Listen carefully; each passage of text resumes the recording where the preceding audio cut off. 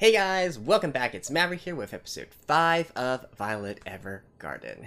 So, Violet has been making leaps and bounds in her progress as a doll now. She's really starting to understand emotions, understand and decipher what people are truly thinking, and even being able to tell that as well, that someone is not being honest with their feelings and all that. And hey, she's also making some good progress with her relationship with her fellow co-workers, right? To the point where I even think she can actually start joking around with them. So that's always nice to see.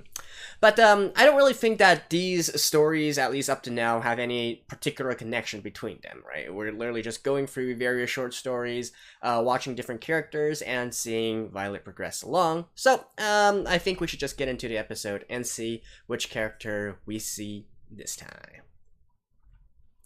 Alright, let's begin in 3, 2, 1, play.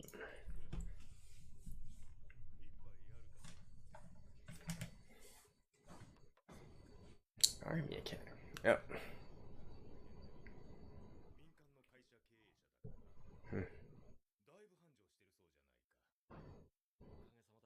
This former commanding officer.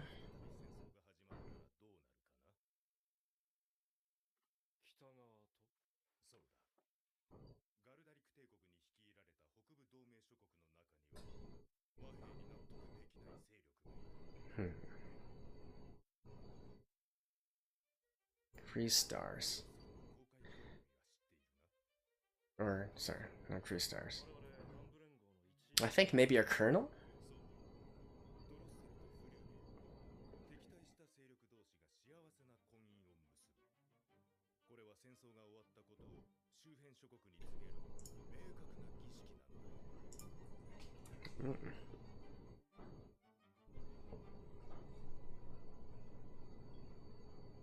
Okay.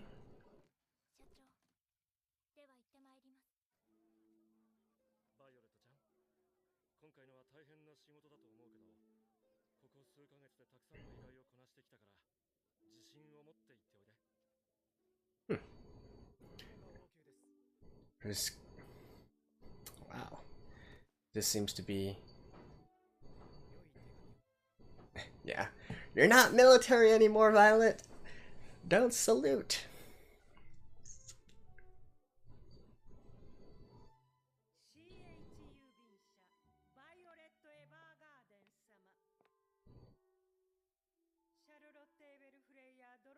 Princess. Wow.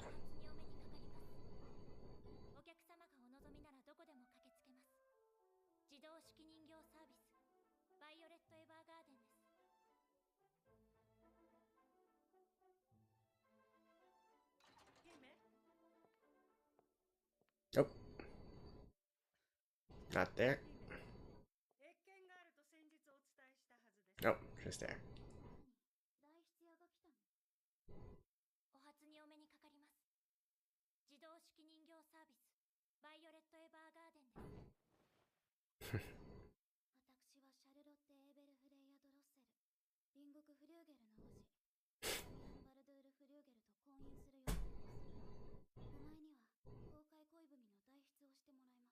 A public love letter.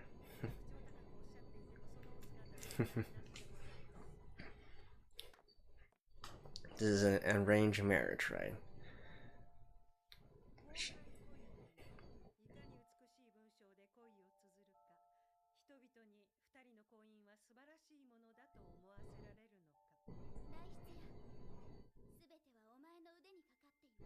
Oh.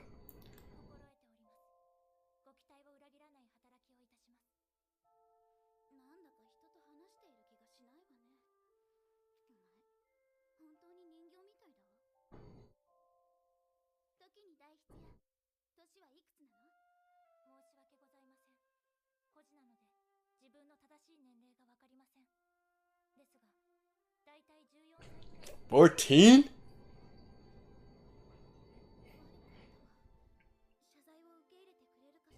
You do not look 14, Violet.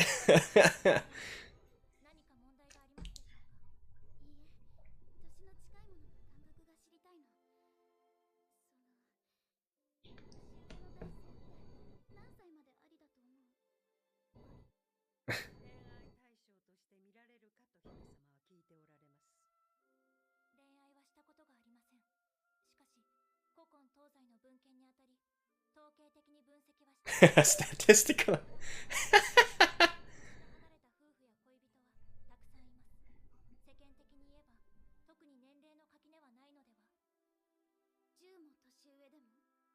ダミアン王子は24歳なのです。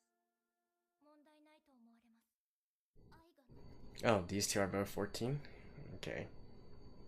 どうなの？愛ということについて考えております。愛も愛がない結婚も現時点では十分な情報と理解が足りず返答できません。何なのお前は。今までどんな風に生きてきたのよ。会話がうまく成り立たないじゃない。私よりお前の今後の方がそれともう少し出せないの？少々お待ちくださいませ。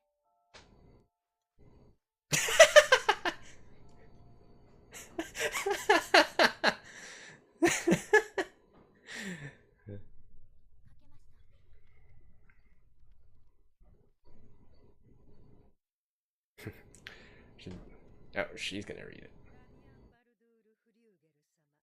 私がそのお名前を言葉にするだけでも、こうして文字として表すだけでも、心が震えると言ったらあなたはどう思うのでしょうか。私はこの花の都からあらゆる事柄にあなたを結びつけ Damn. それは夜空に浮かぶ月を見上げて She's writing literature now.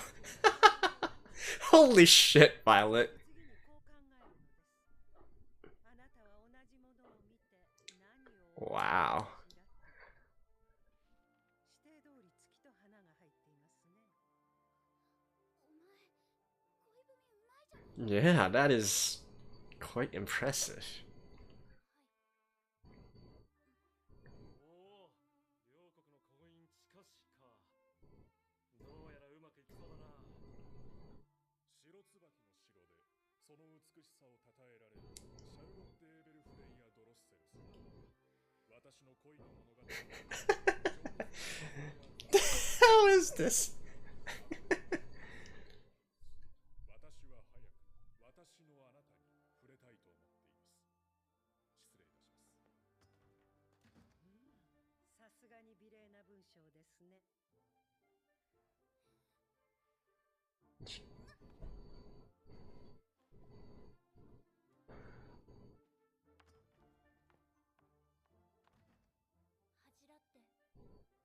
ゃるのでしょうか。いいえ、あの泣き方はそういうものではありませんね。思い通りにいかないときに見せる泣き顔です。姫のことはお妃様のお腹の中にいる頃から存じております。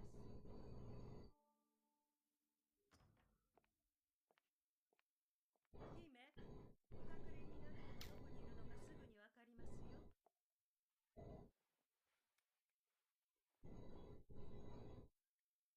姫。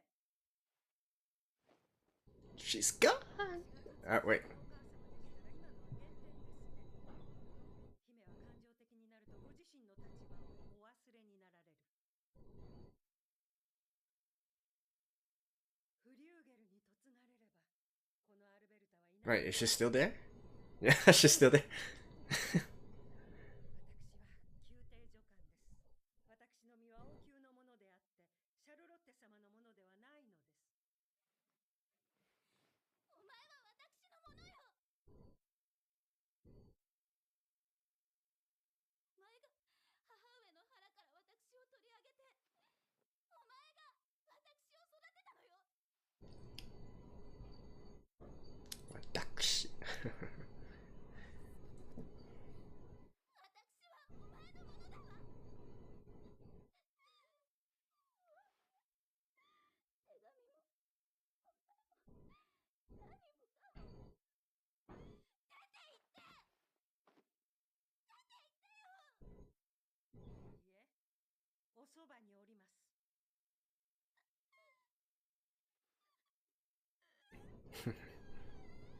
She really knows how to handle her.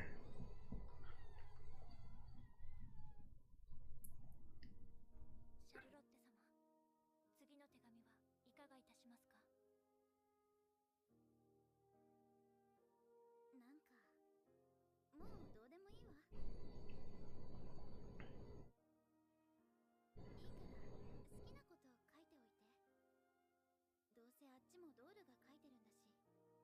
ダミアン王子はお忙しい方だから手紙を読んですらいらっしゃらないわよ。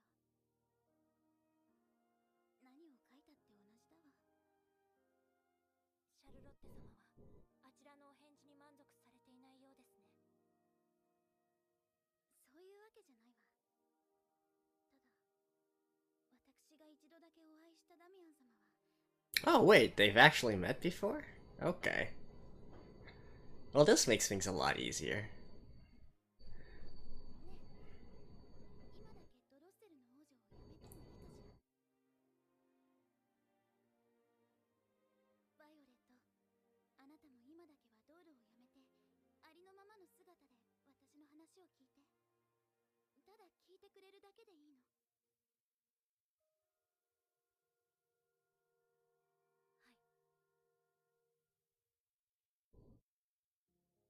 私が10歳になる日、ドロッセルでは盛大な宴が開かれたの。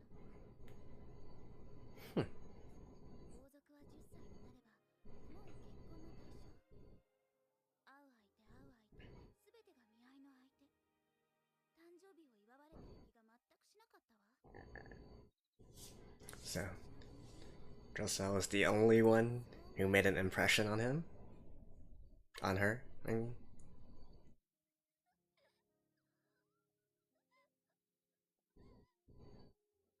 Oh, here he comes.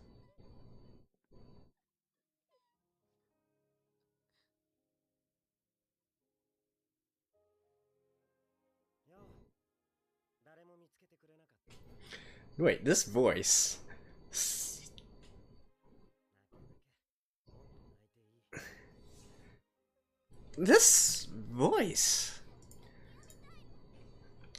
Who is this? I recognize this voice. 宴で見たとき、なんて小生意気な子供なんだと思った。こうして泣いていて安心したよ。あんな誕生日は最悪だ。俺ですら逃げ出してきたんだ。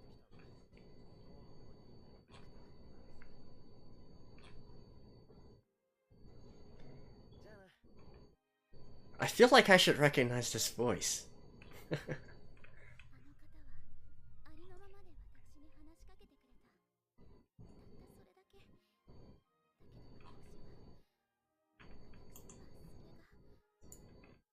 けど私はそれがとても嬉しかったの。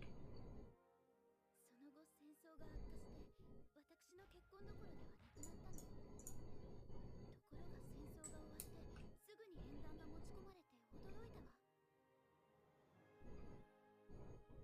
だから私、この機会を逃してはならないと、両国がつながれば国益となりうる情報を調べ上げたわ。父上や議会にもそれとなく願いをして、その成果はわからないけど、ドロッセルはフリューゲルを選んだ。私、この婚姻が嬉しくて仕方ないの。 Would this be considered as a sort of a twist to everything? Right? 本当は心に決めて It's not like a case where, you know, she doesn't want it, 私が but instead it's more if it's sincere or not. ただの泣き虫な娘よ。もし嫌われてしまったら、あんな手紙の内容は全部嘘。本心が見えないわ。私は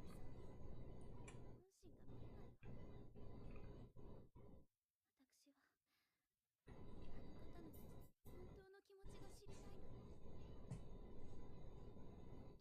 知りたいの。本当の気持ちが知りたい。Let's write a letter. シャルロッテ様、バイオレット。我々自動手記人形はお客様にとっての代筆のドール、役割以外の仕事はいたしません。ですからこれからすることは私の出過ぎた行為です。弊社 CH 郵便社とは無関係だとご承知ください。何をする気なの？あなたの涙を止めて差し上げたい。実はあちらのドールが書く文章に少し覚えがあります。バイオレット。So that's why she reacted to that.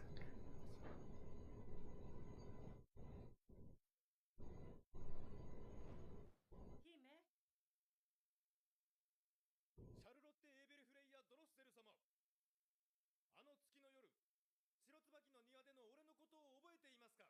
あの手紙、手書きよ。中身もあれだけで一体何なの？歴史上初の事態。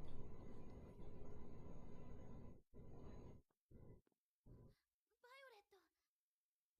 相手方のドールと今後の手紙の協議をしてまいりました。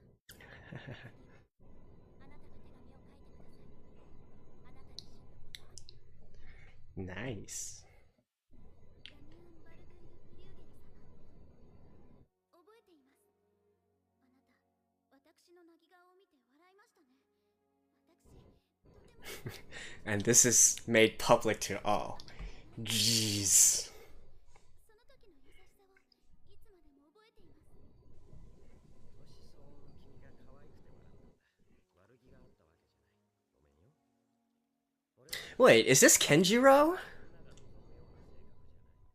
望むような性格じゃない。大人の男を期待しないでくれ。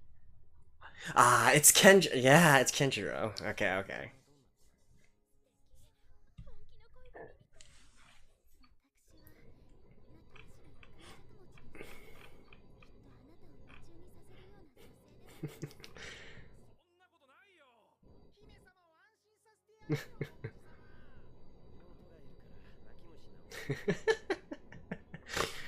俺も大層だ。君を夢中にさせるような男じゃないさ。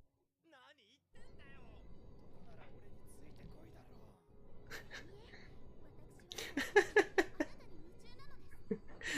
Ah, this.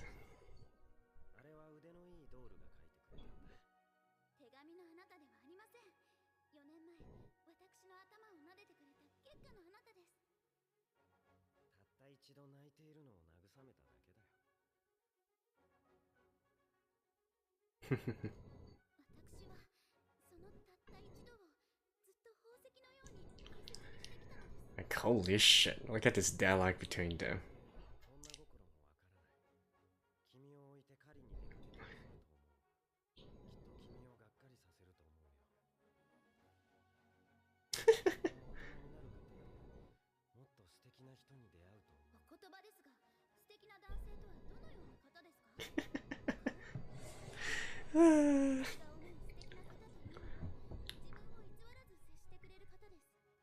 上辺だけの人々の中で自分はいい男ではないとおっしゃるのは、私の知る限りあなただけ。それでいいんです。それがいいんです。あなたが狩りに行くのなら私も行きます。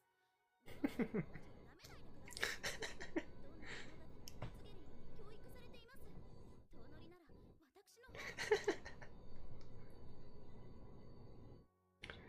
Ah, I love this. 可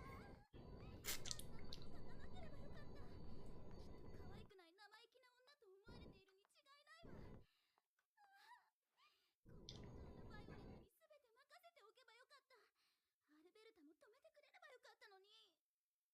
シャルロッテ様、お返事です。お返事はなんと。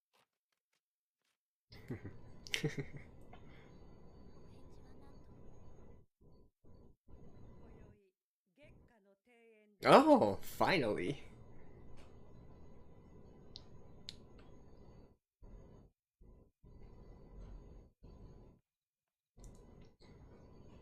It's about time you guys met in person.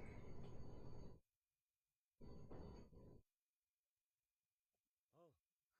返事を持ってきた。俺の未来の花嫁は賢くて気が強くて面白い人らしい。いい妃になる。今週シャルロット、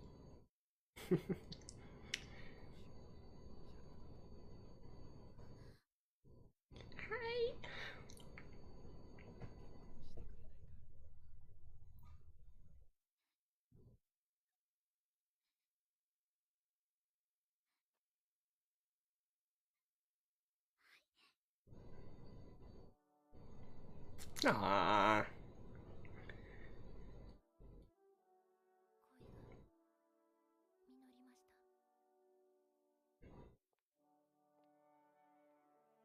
た。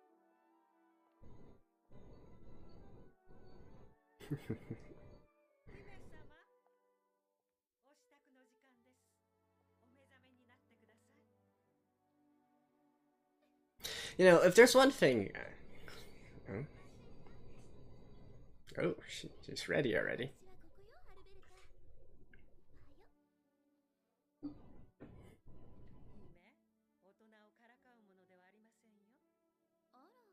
私だってもう立派な大人だわ。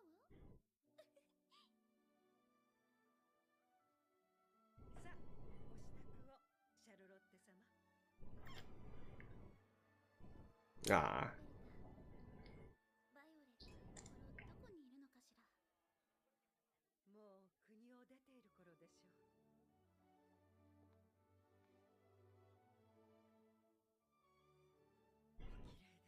She's getting sentimental as well. Alberta, I mean. 不安ではありませんか。不安だわ。今本当は泣きそうなの。泣いてはいけません。せっかくの門出に。ダミアン様のもとへ嫁ぎたい。はい。でも国を離れるのは嫌。はい。でも本当に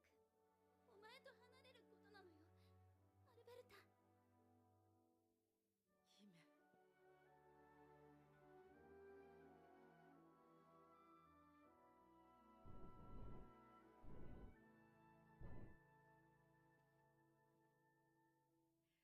幸せにおなりなさい、シャルロッテ姫。アルベルタ。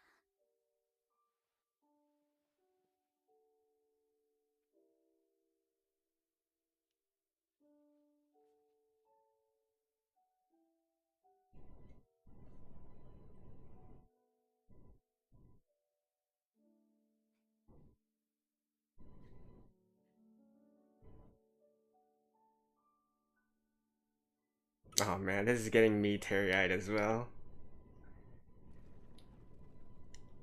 Ah. ダミアン王子説得するの大変だったんだから。感謝します。私、お肉食べたい。それが仮の代償ということでしょうか。その通り。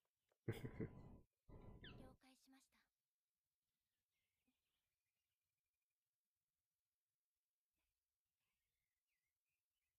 ねえ、今日本当にいい日ね。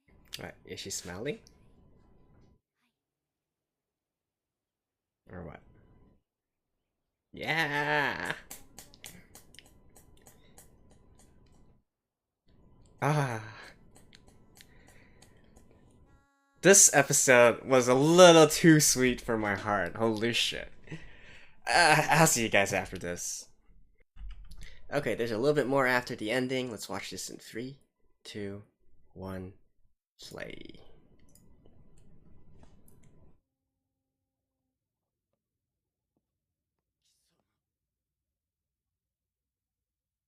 Hmm? リートフリート、ブーゲンビリア海軍大佐。Hmm? 噂には聞いていたが、本当に自動手記人形になったんだな。貴様が。俺の仲間を何人も殺した貴様が。手紙か？多くの命を奪ったその手で。Sure, why not? The war's over, dude.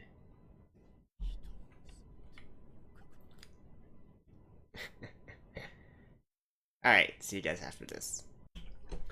Well, I guess things can't all be smooth sailing, right? You have some ups, you gotta have some downs as well. So just as we were getting such a wholesome episode, like gradually climbing up with the positivity and optimism and whatnot, now Violet's past is catching up to her, and we're gonna get some drama. But for real though, I really enjoyed this episode. In fact, I would even say this is probably my favorite episode so far. at least in terms of the story, right? Which is really funny, because if you guys notice, I mentioned nothing in regards to the sound or the visuals in this episode, and that's not to say that, you know, it was in any way subpar to the others, but I got really involved with the story, and I loved how, you know, it's sort of kind of a twist, although you could kind of see it coming as well, and then, you know, after the twist, you know, once we know that the princess actually does like the prince, and it is a mutual love and whatnot, you can pretty much clearly see how it's gonna end, right? But still, with that in mind, it doesn't stop you from trying to root for them, you know, similar to how within the episode itself, it showed how the soldiers were rooting for not their own of royalty, right? They were actually rooting for the other side, and I think it works in many ways, you know, not only to you know, bring out this concept of bringing the respective countries together, bringing people together, but it also works on the audience side as well, on the viewer side as well, as to, at least for me, getting so involved within the story itself that I really didn't pay much attention to anything else in regards to this. And not to mention, right, having Violet smile at the very end there, oh, that is just so precious. I love that. And to be honest, this is actually also the episode that brought me very close to crying. The scene between Alberta and the princess. You know, some people may be like, "Hey, why? That's so sappy," and so on and so forth. But I don't know. I think nowadays, as you know, as I am a bit more older than I was when I was in my youth and whatnot, like seriously, I don't know if you guys know my age. I'm not gonna just shout it out here, but let's just say it's probably older than you guys expect. I find myself, as I get older, to be even more to be more affected by stuff such as dealing with dealing with parental matters, dealing with this kind of stuff. Like in this instance, Alberta is basically like a second mom to the princess, right? So, you know, having this concept of watching her growing up and now, you know, literally like marrying off your own daughter, something like that, you know, that kind of concept. And, you know, compared to something like death, which is really abstract in a way, because we don't I mean, we obviously encounter some deaths in our lives as well. Right? You may have lost a family, you might have lost a close friend, or something like that. But at least for me personally, I feel like it's a lot more sad to think about the feelings of the living rather than those of the dead, if that makes any sense, right? So, no, once they're dead, they're dead, right? You can have various other, you know, religion and whatnot, what have you, but in any case, I am a lot more affected or for sympathy towards those that are still living and suffering at the same time, right? So, you know, especially in this case where, and not to mention, you know, once someone's dead, you can't really bring them back to life and all that. But I don't know how to explain it. But basically, compared to scenes like saying, you know, I lost a family member, I lost someone in my life or whatnot, it actually affects me a lot more to see two people, you know, alive, living, and well, and then having some sort of sorrow or some sort of sad thing going on between them. It just affects me a lot more. I don't know. It just hits my feelings a lot more. So. This close to crying, but still held it in. But definitely, I feel like my eyes, I felt the water in my eyes at that time. But anyways, so yeah, absolutely, and the concept of it is kind of ridiculous if you think about it. You know, showing is and really. How can I put it? Really embarrassing as well. You know, literally writing your private love life to the public and all that, like that. But then again, they are royalty, right? So I guess it's something that just comes with the territory. But I mean, you know, in any case, I enjoyed this. As ridiculous as this entire setup is, I truly enjoyed it, and I also enjoyed the actual back. No, actually, I enjoyed both parts. The parts where you know, their letters were written by their respective dolls. I was quite in awe of their literary prowess, right? And Violet's as well. I feel like she did really well there, and to use that kind of beautiful poetry, beautiful prose, as well as their handwritten letters. You know, the authenticity that went into them, and so on, so forth, right? Which actually brings another interesting concept here about, you know, the ghostwriting versus actually trying to say your feelings out by yourself and writing the letter yourself, right? Although, yeah, actually, I don't want to go there quite yet, but one thing I will mention is this is actually something that I feel is a bit lacking in modern romance. Sorry, not modern romance, but and I'm talking here about, you know, not something that you see on screen or anything, but literally, you know, from your personal lives, right? I grew up in a world where, you know, we didn't have instant messaging, we didn't have smartphones and whatnot. So anytime, you know, when you like someone from school, right, and you want to confess to them, or you want to, like, even if you are already a couple and then you're trying to communicate with each other, I feel like there is this lost romance of, you know, sending a short message or sending a letter instead of, you know, instant messaging. As we know nowadays, you know, you can WhatsApp, you can use Messenger, and so on so forth, and get like instant replies, right? It's like one-liner to you, one-liner back to me. It's a lot I don't know, but, you know, I don't want to be here and be like all kids these days and so on and so forth, but I just genuinely feel that even when I'm dating in the age of smartphones and whatnot, there's just this, how can I put it? There's this sense of, I can't really express it in words correctly. Hopefully you guys can get across what I mean. So I think there is something missing between, you know, being able to get like an instant response from the other side versus, you know, putting a lot of heart and effort into like a letter or like a paragraph or something, sending it out and then waiting anxiously for a reply, you know, that kind of thing. I do feel like that's something that's kind of lost with the advance of technology. That is something that, you know, I dearly miss, right? So, no, hopefully this is more of a personal anecdote and whatnot, but I do feel like, probably one of the reasons why I enjoyed this episode so much is because it kind of brought me back into the times when in my youth, when I had to do this thing as well, you know, write letters and compose like paragraphs of text instead of just, you know, a one-liner asking you, hey, how's it going, and, you know, having that sort of instant conversation back and forth, right? I'm sure there's pros and cons for both sides, but it's just something that I miss that I can't really get back nowadays. And if I were to, you know, start dating someone today, right? It just doesn't work anymore. It hasn't worked this way for the last 10 or so years, right?